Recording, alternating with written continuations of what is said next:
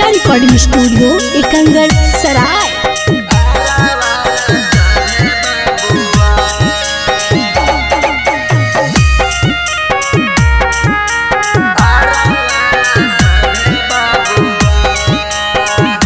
Presented by Kriska films. आगे ऊपर वाला छूता छोड़ी तोरो सामान गे दहिया तोर करता गाना गा। आगे ऊपर वाला छूता छोड़ी तोरो सामान गे दहिया तोर करता गाना गा। आगे देता वैसन डोज छौड़े गारामी पर पोज गे गाया जिला के सभे बाबुआ। आगे देता वैसन डोज छौड़े गारामी पर पोज गे गाया जिला के सभे बाबुआ। बचतौ नहीं तनी कोई जतिया के छौड़ी चले नहीं तू कमर लाचका। आगे बचतौ नहीं तनी कोई जतिया के छौड़ी चले नहीं तू कमर लाचका।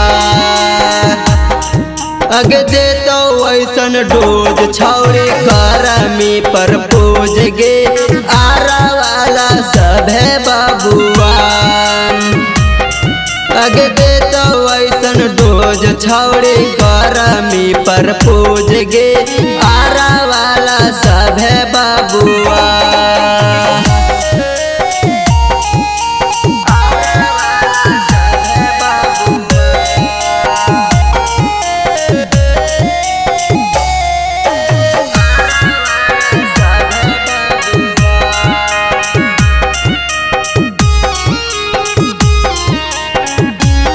क्रिस्का रिकॉर्डिंग स्टूडियो एकंगर सराय। लाल के पेनई लाल कपड़ा तू गे छौड़ी मुन्ना जी के बन जोला भर। अगे लाल के पेनई लाल कपड़ा तू गे छौड़ी मुन्ना जी के बन जोला भर। अगे देतो ऐसन डोज छौड़ी करामी पर पोज गे हिसुआ के सभे बाबुआ। अगे देतो ऐसन डोज छौड़ी करामी पर पोज गे हिसुआ के सभे बाबुआ। क्रिस्का रिकॉर्डिंग स्टूडियो एकंगर सराय।